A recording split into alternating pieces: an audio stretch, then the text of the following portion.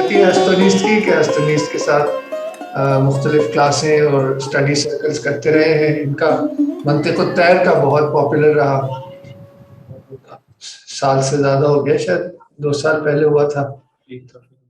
تو آج جیسے آپ کو پتہ ہی ہے کہ ہمارا ٹیلز آف وزڈم, کیونکہ ہمارا course he in search of wisdom ہے, تو why not get straight to the point through the tales of wisdom.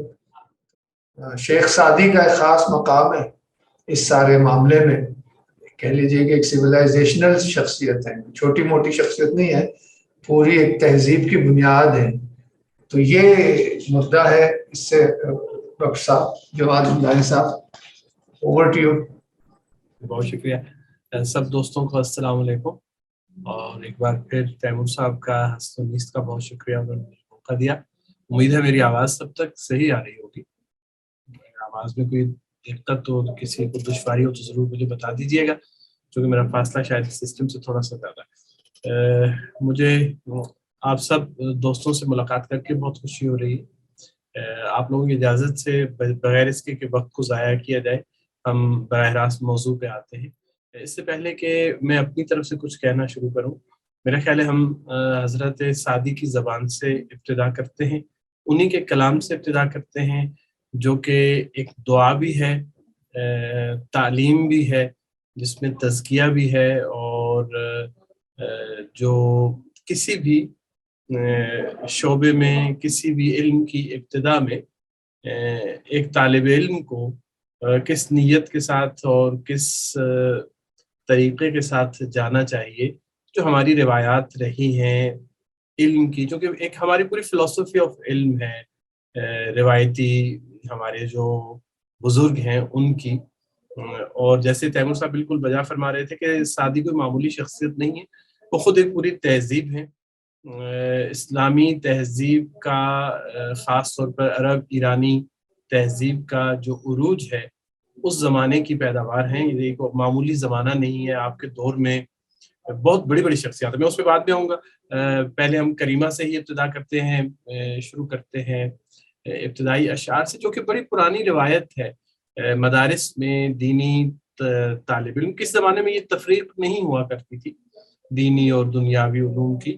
یہ کافی جدید آپ کہہ سکتے ہیں کہ یہ والا جو کلاسیفیکیشن ہے یا ڈسٹنکشن ہے, یا جو بھی اس کو آپ نام دیں, کہ علم ہوا کرتا تھا اور اس میں یہ سب کچھ شامل تھا. بہرحال, بسم اللہ الرحمن الرحیم. مناجات بدرگاہ مجیب الدعوات. مناجات یعنی اپنی عرض نیاز کرنا, بدرگاہ مجیب الدعوات, اس کی درگاہ میں جو کہ مجیب الدعوات ہے, جو دعاؤں کو جواب دیتا ہے. دیکھیے مجیب الدعوات یہ جو اصطلاح ہے براہ راست قرآنی اصطلاح ہے, قرآن کی آیت ہے. اس وقت آیت مجھے یاد نہیں آ رہی ہے, اتفاق سے بھی لفظ جو میرے سے سامنے آیا ہے کہ جب مجھے دعا کرنے والے پکارتے ہیں تو میں ان کی دعاؤں کا جواب دیتا ہوں.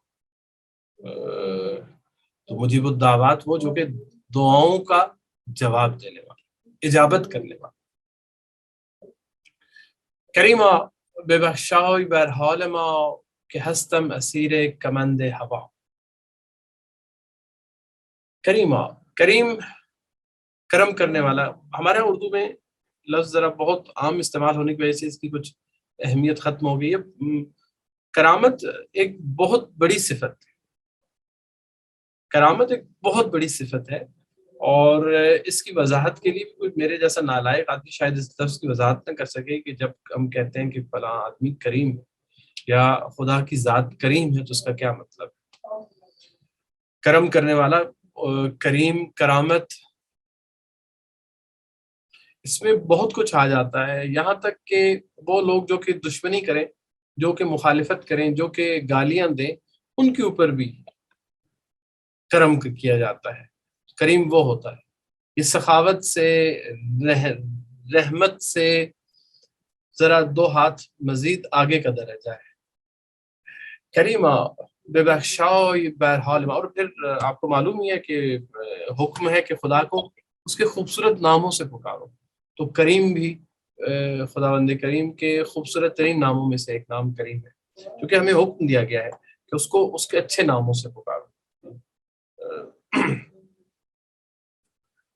کریمہ بے بخشاؤ برحال ما، اے کریم ہمارے حال پہ بخشش کر۔ یہاں پہ جو دعا مانگی جا رہی ہے وہ حال کے اوپر بخشش کرے، ہمارے حال کے اوپر۔ حال جو ہے وہ جسمانی حالت، مادی صورتحال، اس سے کافی ہٹ کے کسی چیز کا نام ہے۔ اور اگر تصوف میں چلے جائیں تو پھر حال اور مقام کی اپنی اپنی اصطلاحات بھی موجود ہیں۔ بہرحال یہ کافی روحانی کیفیت ہے حال، اور اصل میں بیماری انسان کے نفس میں، اس کی روح میں، یا وہاں پہ پیدا ہوتی ہے، جو کسی جسمانی صورت میں شاید اس کا اظہار ہو یا نہ ہو۔ لیکن سب سے اہم بات یہ ہے کہ روح کی پاکیزگی، روح کی طہارت، اور روح کی جو اس کا صحیح ہونا، صحت مند ہونا، نفس کا پاک ہونا، یہ ایک بنیادی شرط ہے۔ لہٰذا دعا میں ابتدائی طور پر یہی فرمایا ہے کہ کریمہ بے بخشائی پر حال ما، کہ اے کریم ہمارے حال کے اوپر بخشش فرما۔ یا محول الحول، کیا ہے جی، یا مقلب القلوب والابصار، یا محول الحول والحال، حول حالنا الی احسن الحال، اے حالوں کو بدلنے والے، یا محول الحول والاحوال،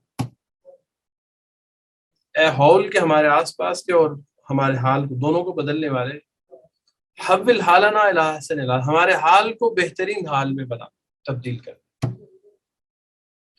تو یہ اسی دعا کا یوں سمجھے کہ آپ فارسی میں پڑھ رہے ہیں کہ ہستم، کیوں، یہ کہ جو کہ تعلیلیہ ہے، جو کہ علت کو بیان کر رہا ہے، کسی وجہ کو بیان کر رہا ہے۔ کیوں کہ ہستم اسیر کمند ہوا، کہ میں ہوا و ہوس، ہرس کا قیدی ہو گیا، اس کی کمند مجھ پہ آ پڑی۔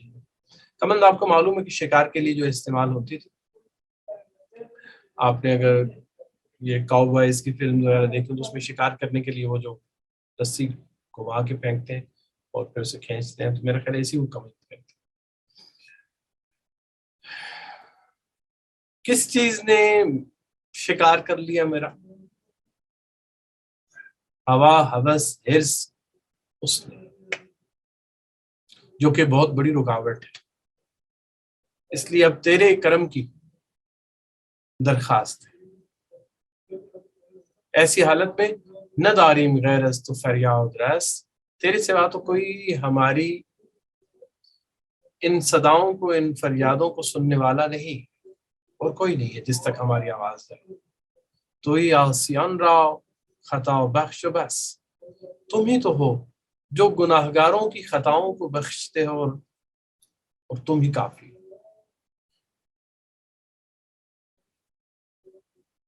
گناہگار ہونا انسانوں کی صفت ہے۔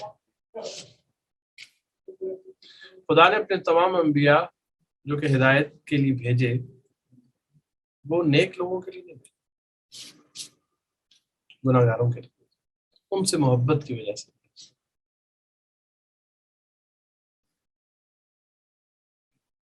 تو گناہگار ہونا انسانوں کا خاصہ ہے، اور اگر اس گناہگار ہونے کو تسلیم کر لیا جائے تو یہ بندگی کا تقاضا ہے، اور یہی وہ مقام ہے جو حضرت آدم کو حاصل ہوا، جو دوسرے انبیاء کو حاصل ہوا، جب انہوں نے کہہ دیا کہ ربنا ظلمنا انفسنا، کہ ہم نے اپنے نفسوں کے اوپر ظلم کیا، اپنے نفسوں کے اوپر ظلم کیا، اپنے اوپر ظلم کیا۔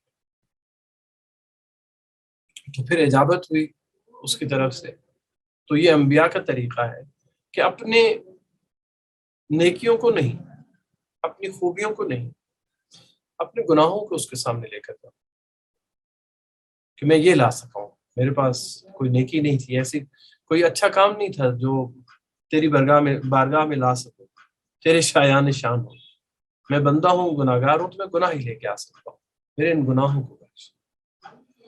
نداریم غیر از تو فریاد رس، توی آسیان را خطا بخش و بحث، نگهدار مارا زراح خطا، تم ہی ہو جو ہمیں خطا کے رستے سے روک سکتے ہو، محفوظ کر سکتے ہو، تو ہماری حفاظت فرما۔ اهدنا الصراط المستقیم صراط الذین انعمت علیہم غیر المغضوب علیہم ولا الضالین. وہ رستہ جو کہ نیک لوگوں کا رستہ ہے، نہ کہ وہ جو کہ خطا کاروں اور گناہ گاروں کا رستہ ہے. تو ہی ہمیں بچا سکتا ہے. خطا را در گزار و ثواب نما، جو خطا ہے اسے معاف فرما اور جو سچائی جو سیدھا رستہ ہے وہ دکھا. بالکل سورہ حمد کے الفاظ ہیں یہ، اهدنا الصراط المستقیم صراط الذین انعمت علیہم غیر المغضوب علیہم ولا الضالین. نگہدار مارا ذراہ خطا، ہمیں غلط رستے سے محفوظ کر، خطا درگزار و ثواب نما، ہماری خطا جو ہے اس کو معاف فرما اور ہمیں سیدھا رستہ دے. نیچے پیغمبر کی شان میں نعت شریف ہے. میں اس سے گزر رہا ہوں، بہت بڑی جسارت ہوگی، لیکن چونکہ کافی کچھ ہے ابھی پڑھنے کو، تو یہ جو خطاب بے نفس ہے، نفس کا لفظی مطلب آپ کو معلوم ہے عربی میں سیلف ہے، اور قرآن میں انہی معنوں میں ابتدائی طور پر استعمال ہوا ہے. جو فلسفی معنی نفس، عقل اور روح کے ہمیں اسلامک فلسفی میں ٹریڈیشن میں بعد میں ملتے ہیں، یہ وہ میننگ ہے جو بعد میں ڈیولپ ہوئے ہیں. اور ان معنوں میں نفس کو ثابت کرنا اور نفس، عقل اور روح، یہ الفاظ ہم بہت کامنلی استعمال کرتے ہیں، لیکن فلسفی معنوں میں یہ ایک الگ دنیا ہے، پوری کائنات ہے ان تینوں الفاظ میں. لیکن یہاں پہ نفس وہی سیلف ہے. ہاں قرآن میں نفس امارہ کا بھی ذکر ہے، نفس لوامہ کا بھی ذکر ہے.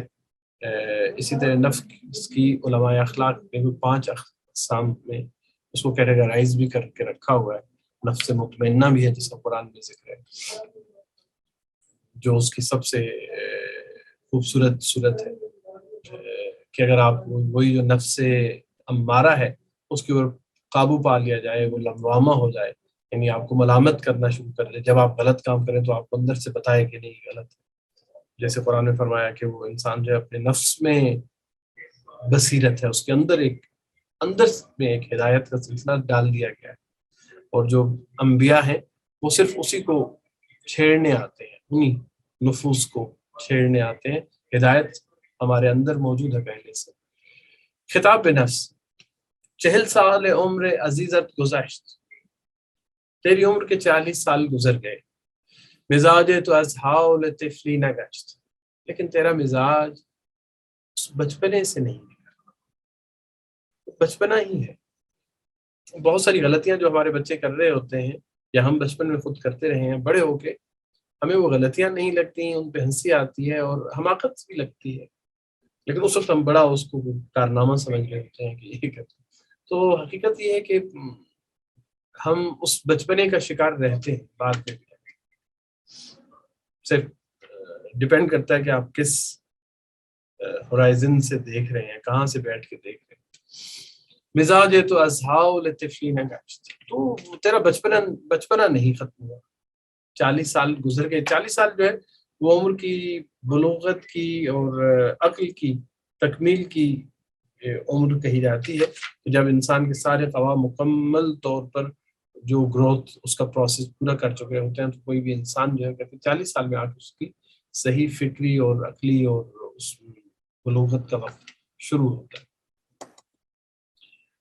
اور 40 جو ہے وہ پرفیکشن کی طرف بھی اشارہ ہے، چونکہ بہت سارے کام جو ہے وہ اگر 40 کی عدد کے ساتھ جوڑ دی جائیں تو انہیں مکمل سمجھا جاتا ہے.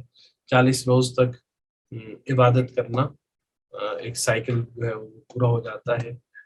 اور 40 کی اور بھی کچھ سگنیفیکنس ہے. قرآن میں بھی غالباً ذکر ہے، حضرت موسیٰ کا ذکر ہے کہ آپ کو حکم دیا گیا تھا عبادت کا، اور پھر کچھ دن بڑھا دیے گئے، وہاں پہ بھی غالباً 40 کا ذکر آتا ہے. 40 سال عمر عزیزت گذشت، مزاج تو از حال طفلی نگشت، ہمیں با ہوا و ہوس ساختی. ساری عمر تو نے ہوا و ہوس، حرص، خواہشیں انہی کے ساتھ گزاری. دمی با مسالے نہ پھیلتی، لیکن ایک لمحے کے لیے بھی مصلحت اچھائی نیکوکاری اس کی طرف نہ آئے. کن تکیے بیر عمر ناپائیدار، اس ناپائیدار عمر پہ بھروسہ مت کرو. اباش ایمن از بازی روزگار، زمانے کے اس کھیل سے اپنے آپ کو محفوظ مت سمجھو، نہیں معلوم کب چلے جاؤ. اسی کتاب میں ہندوستان میں ایک آیت ہے جس میں سعدی فرماتے ہیں کہ ایک شخص جو ہے وہ بیمار ہوا، شدید بیمار ہوا، طبیب کے پاس گیا، طبیب نے پوچھا کیا کھایا، یہ وہ سے برا بلا کہا کہ ایسی بیماری کے ساتھ تو، ایسی بد پرہیزی کے ساتھ تو اگر کوئی آدمی ایک رات بھی گزار جائے تو بڑی بات ہے، جو تو کھا پی کے آ گیا تو نہیں بچے گا. اور پھر وقت نے ثابت کیا کہ وہ آدمی جو بیمار تھا وہ بعد میں 40 سال تک زندہ رہا، لیکن طبیب خود اسی رات فوت ہو گیا. بہرحال زمانے کا کھیل بہت کچھ ہے. زمانے کا کھیل ہوتا ہے شب و روز تماشا میرے آگے، صرف اور صرف زندگی اور موت نہیں، بلکہ ویسے بھی یہ تماشا جو ہے وہ لمحہ بلمحہ ہے.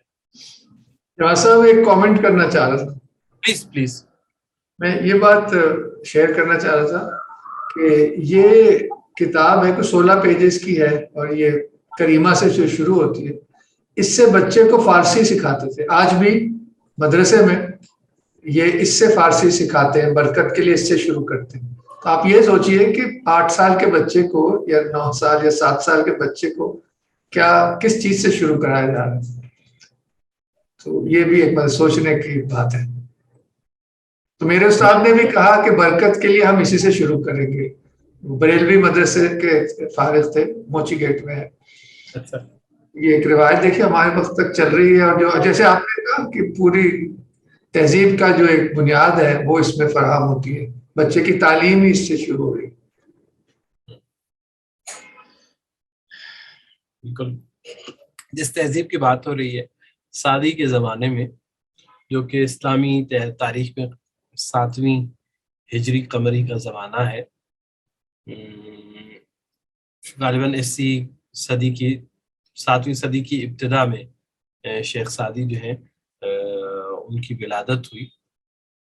تو آپ دیکھیں اس زمانے میں مولانا روم ایک اور حصے میں موجود ہے، تقریباً ان کی سن پیدائش بھی یہی سال بنتے ہیں. ان دونوں بڑی شخصیات کے بارے میں کیا ان کی آپس میں ملاقات ہوئی یا نہیں، اس بارے میں کچھ وثوق سے نہیں کہا جا سکتا. ایک اور بہت بڑی شخصیت اس دور کی خواجہ نصیر الدین طوسی ہیں، خواجہ نظام الملک، اس کے علاوہ فخر الدین عراقی، صدر الدین قونوی. یہ اس تہذیب کے وہ بڑی شخصیات ہیں جو اس زمانے میں ہیں. تو کوئی چیز بھی آئسولیشن میں نہیں ہوتی. تہذیب جو ہے پرورش جب پاتی ہے تو اس کے پیچھے بڑی مضبوط بنیادیں ہوتی ہیں. ہاں کچھ لوگ استثناء ہوتے ہیں، کچھ لوگ ایکسیپشن ہوتے ہیں، لیکن ایکسیپشنز ہی ہوتی ہیں. لیکن سعدی جیسی شخصیت کے وجود میں آنے کے لیے پیچھے ایک بہت بڑا تہذیبی سرمایہ موجود ہے، جو کہ سعدی کی صورت میں ہمیں اپنے عروج پہ نظر آتا ہے. اور اگر ہم کہیں کہ آج کی وہ اخلاقیات جسے ہم اسلامی اخلاقیات کے نام سے جانتے ہیں،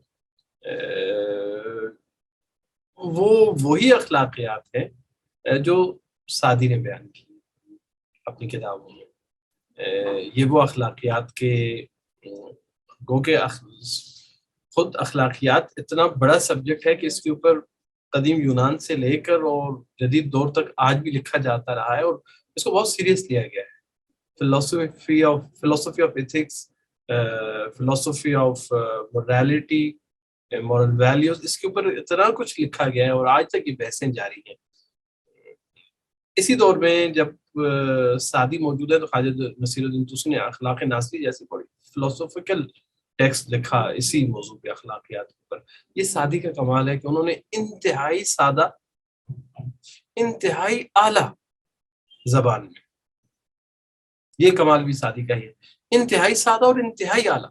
وہ بلاغت میں اپنے کمال کے اوپر ہے، لیکن آپ کو پڑھنے میں کوئی دقت بھی نہیں ہوتی.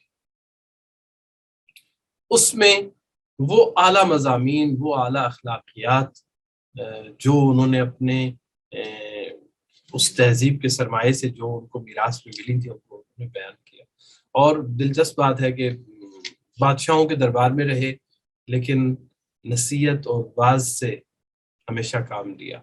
کبھی کسی بادشاہ کی اس طرح سے خواہ وہ تعریف نہیں کی. اگر تعریف کی بھی تو کچھ ایسی کی کہ اگر بادشاہ کو سمجھ آ جاتا کہ اس کی تعریف ہوئی ہے یا کیا ہوا ہے تو وہ شاید اس کا بالکل رد عمل بہت مختلف ہوتا.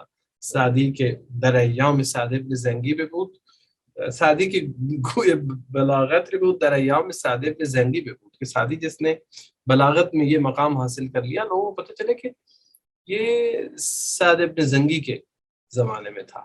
یعنی میری وجہ سے تیرا بھی نام رہ جائے گا، بادشاہ کو یوں کہہ رہے، لیکن نام اس کا بھی آ گیا. اس نے کہہ رہے ہیں کہ بھائی لوگوں کو پتہ چلے گا اچھا سعد ابن زنگی کے دور میں سعدی ہوا کرتا تھا.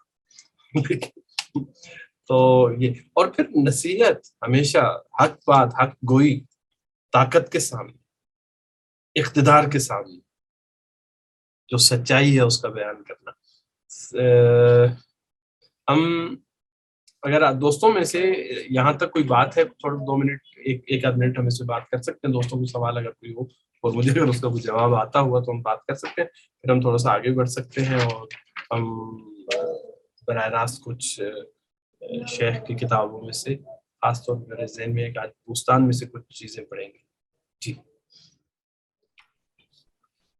چلیں چلتے ہیں کتاب بوستان کی طرف. میں تیمور صاحب سے گزارش کروں گا ذرا گنجور پہ جائیے اور بوستان کا جو ٹائٹل پیج سے جو کانٹینٹ ٹیبل وہ ذرا سامنے رکھیں. بوستان وہ کتابیں، جب تک تیمور صاحب سامنے، بوستان وہ کتابیں جو کہ شیخ سعدی نے اپنی زندگی کے ایک لمبے سفر کے بعد واپس آئے، جب تشریف لائے شیراز میں، ایک عرصہ بغداد میں، نظامیہ میں، اور پھر حج، عمرہ، اور بہت ایک 30 سال کی ایک دنیا ہے. اور اس 30 سال میں دنیا واقعی بدل گئی تھی، چونکہ ہلاکو خان کے حملے کے ساتھ سعدی کا جو ہے وہ آپ کہیں کہ یہ سفر شروع ہوتا ہے. اور ہلاکو کا حملے کا جو اثرات ہیں منگولین اٹیکس کے اسلام سرزمین کے اوپر، ایران کے اوپر، عراق کے اوپر، وہ کہا یہ جاتا ہے کہ آج تک اس سے باہر نہیں آئے ہیں. آج تک اس کے اثرات، اور اس اتنا بڑا فتنہ تھا اور اتنا بڑا عذاب سمجھا گیا تھا. لیکن دلچسپ بات یہ تھی کہ سعدی نے جو فلسفی ہے سعدی کی، خود بھی فرمایا انہوں نے میں ایک چند اشعار میں آپ کو سنا جس میں ان کی فلسفی کہ انہوں نے اس فتنے کو کیسے دیکھا اور اس کے ساتھ ان کا ریئیکشن کیا تھا. آپ کو معلوم ہے کہ شہر کے شہر اجڑ رہے تھے. میرا خیال ہے کون سا شہر تھا خالی، اس کی نیشاپور کے بارے میں کہا جاتا ہے کہ غالباً 1 ملین کی آبادی تھی جو ختم ہو گئی. تو باقی شہروں کا تو کیا حال ہوا. لیکن یہ جو فارس کا علاقہ ہے جہاں پہ اتابک حکمران جو ہیں وہ تھے، انہوں نے بڑا مختلف ریئیکٹ کیا اس ساری صورت. انہوں نے ہلاکو کے سامنے ریزسٹ نہیں کیا. یہاں تک کہا جاتا ہے کہ انہوں نے اپنی خواتین کے زیور، اپنے خزانے میں جو کچھ پڑا تھا سارا اٹھا کے ہلاکو کے سامنے رکھ دیا. نتیجہ یہ ہوا کہ قتل و غارت سے فارس اور شیراز محفوظ رہ گیا، اور سعدی جیسی شخصیات ادھر ہی امن کے ساتھ بیٹھی تھی اس وقت. تو سعدی کا اسی بات کا آپ نے ذکر بھی کیا، ایک گلستان میں یہ بات ہے، فرماتے ہیں کہ ناسزائی را کہ ببینی باختیار عاقلان تسلیم کردند اختیار، کہ جب تم دیکھو کہ کسی ظالم کو اختیار مل گیا ہے اور وہ مسلط ہو گیا ہے، تو یہاں پر جو عاقل لوگ ہیں، عقل مند لوگ ہیں، چارہ یہ ہے کہ وہ تسلیم ہو جائے، وہ سر جھکا دے، ریزسٹ نہ کرے. چون نداری ناخن درند تیز باددن آن بہ کہ کم گیری ستیز، کہ اگر تیرے تیز ناخن ایسے نہیں ہے کہ اس کو کاٹ سکو تو پھر بہتر یہ ہے کہ چپ کر جاؤ، خاموش ہو جاؤ. ہر کے با پھولاؤ بازو پھنجے کرد سارے سیمین خود را و رنجے کرد، جس کسی نے فولاد کے ساتھ اپنا بازو لڑایا لوہے کے ساتھ تو اپنے خوبصورت بازو کو ہی وہ نقصان پہنچائے گا، لوہے کو کچھ نہیں ہوگا. باشتا دستش ببیند ببندد روزگار، پس به کام دوستان مغزش برا. انتظار کرو وقت کا کہ جب وہ کمزور پڑے پھر اس کے اوپر حملہ آئے. جب وہ اپنے عروج پہ ہے، اپنی پوری طاقت کے اوپر ہے، تو پھر بہتر یہی ہے. اور یہ دیکھیے اگر آپ اس کو اس فلسفیکلی جو نظریہ جس کے سعدی بھی قائل ہیں اور اسلامی دنیا کا غالب نظریہ ہے، جس کے پیرلل جو ہے اس دوسرا نظریہ بھی موجود ہے اور اس آپس میں اختلافات ہیں، وہ اشعریت. جبر و قدر کے بارے میں جو ایک خاص نقطہ نظر پایا جاتا ہے، یہ پوری فلسفی ہے. اور آج بھی مسلمان 90% عقلی لحاظ سے اگر دیکھے جائے، فکری لحاظ سے تو وہ اشعری ہیں. پریڈومیننٹلی اسلامک تھاٹ میں اشعریت غالب ہے.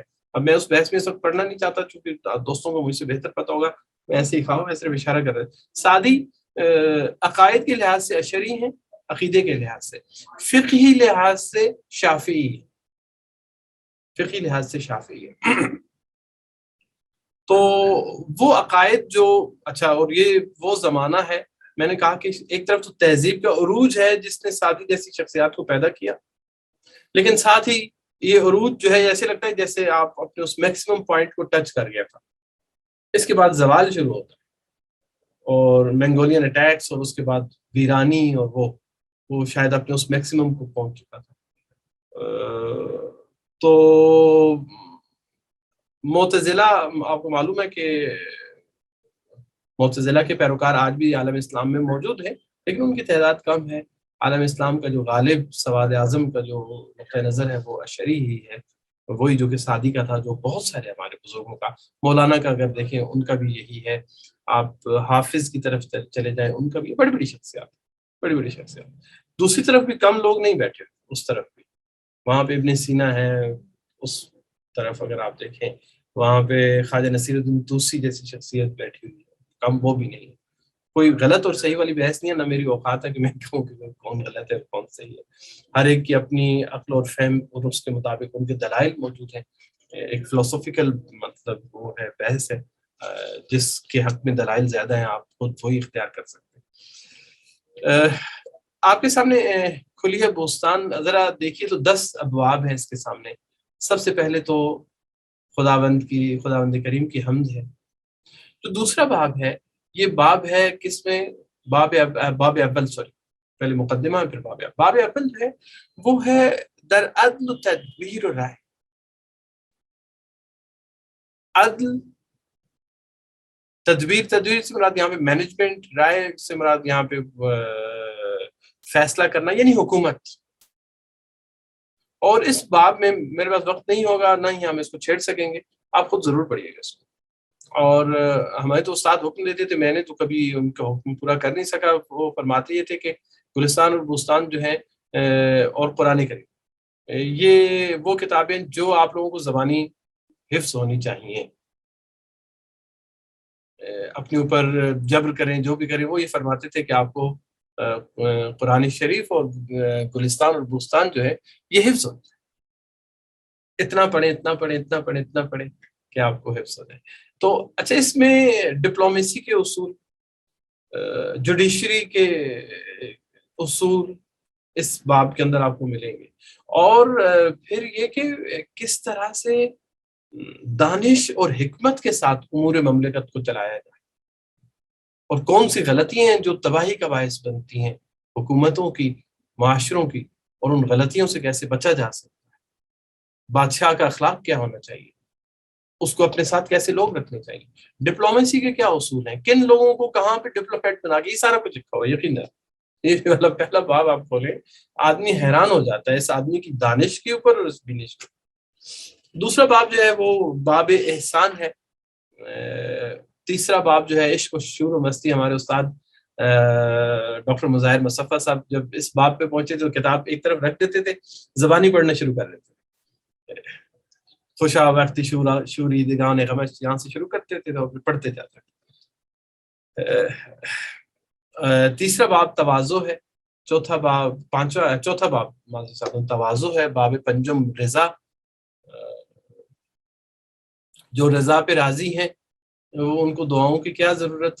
دعا وہ مانگتا ہے جو خوش نہیں ہے اپنی حالت سے، جو اس کی رضا میں راضی ہے. یہ اس سے بھی اگلا مقام ہے کہ اب میں نے نہیں مانگنا، اب تو نے جس حال میں رکھنا ہے میں نے ویسے رہنا، میری مرضی نہیں تیری مرضی چلے گی. باب ششم قناعت پہ، باب ہفتم جو ہے تربیت پہ، باب ہشتم شکر اور عافیت پہ، باب نہم توبہ اور راہ ثواب پہ، اور باب دہم مناجات اور ختم کتاب.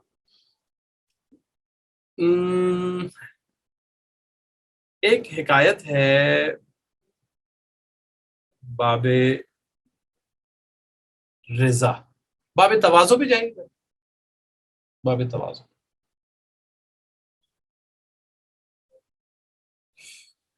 اچھا جی. فقیہی کہن جامین فقیہی مل رہی تھی، یہ 26 پہ آئیے، بخش 26، یہ ایک اوپر ایک اوپر، اس سے تھوڑا سا اوپر، ایک سٹیپ اوپر، یہ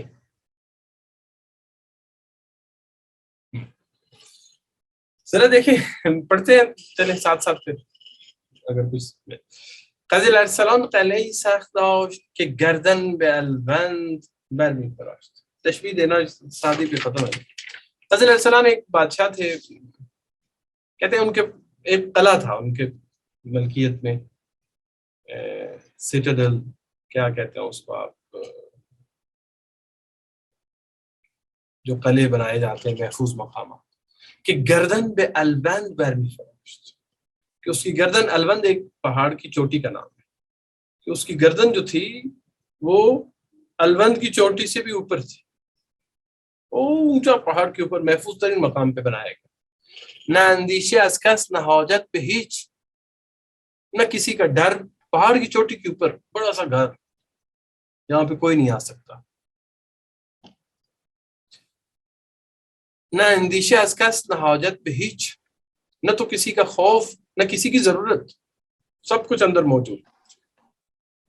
جو زلف عروسان رہش پیش پیچ، اور دلہن کی زلف کی طرح اس کا رستہ یوں پیچ پیچ گھومتا ہوا، یعنی اوپر چڑھنے کے لیے، پہاڑ کے اوپر چڑھنے کے لیے آپ یوں پیچ در پیچ رستہ چڑھتے جائیں چڑھتے جائیں. تشبیہ کس سے دی؟ جو زلف عروسان رہش پیش پیچ، چنان نادر افتاد در روزه ای که بر لاجوردی طبق بیزه. ایک اتنے خوبصورت سبز باغ کے اندر، اتنا منفرد کہ چاروں طرف اس کے باغ سبز رنگ کا، ایسے لگتا تھا کہ لاجوردی رنگ کے کسی تھالی کے اندر کسی نے کوئی بیضہ رکھا ہوا ہے، کوئی انڈا رکھا ہوا ہے، بیضوی چیز رکھی ہوئی ہے. آس طرف چاروں طرف کیا ہے؟ سبز رنگ کا باغ، گھاس، اور درمیان میں اس کے وہ عمارت بلند چوٹی کے اوپر پہاڑ کی.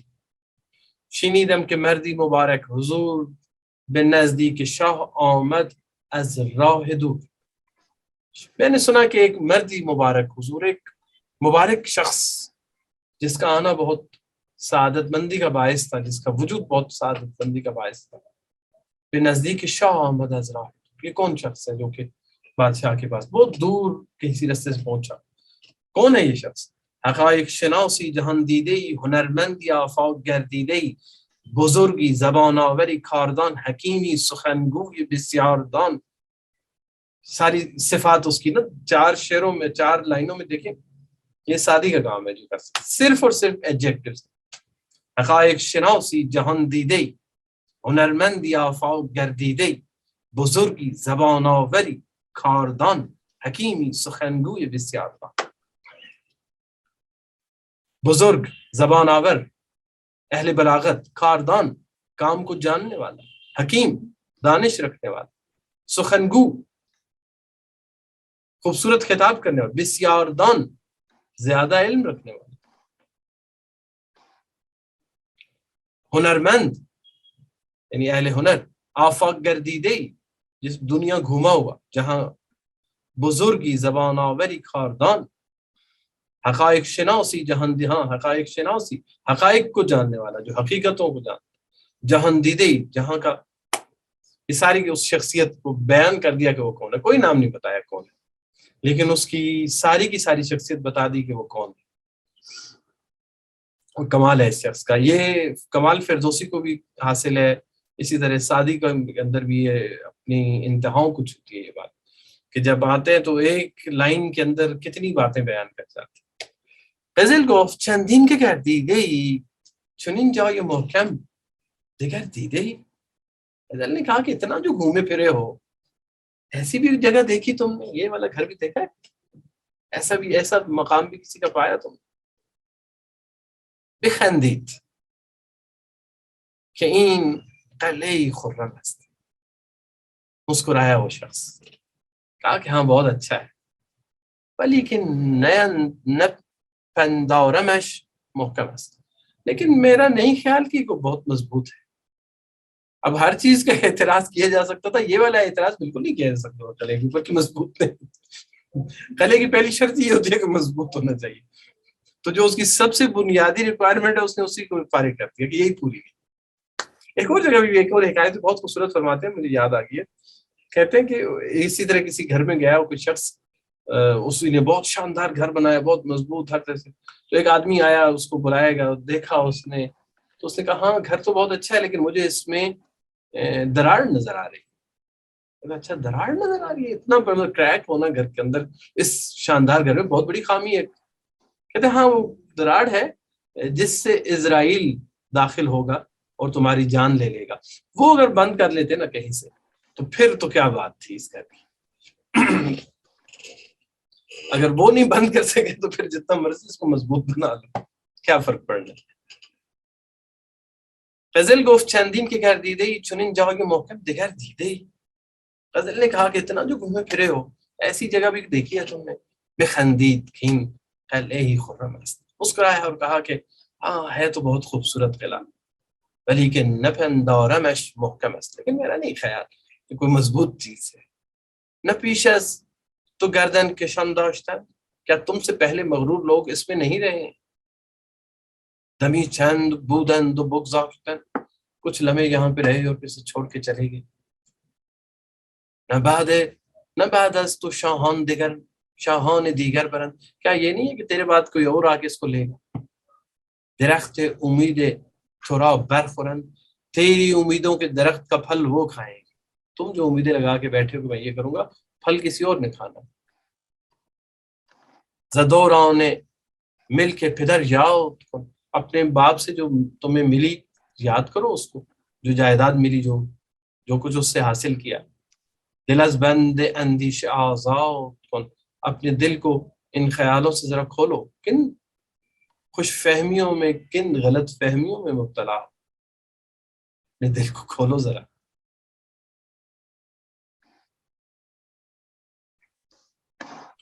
چنان روزگارش به کنجی نشان کہ بر یک پشیزش تصرف نمود. کیسے زمانے نے تیرے باپ کو, جو اتنا بڑا بادشاہ تھا, اس کو یوں کونے میں جا کے پھینکا, یہاں تک کہ ایک ٹکا جو ہے اس کے اوپر بھی اس کا اختیار نہیں چلتا تھا. جو نو امید ماند از ہمیں چیز و کس, امیدش به فضل خداوند ماند.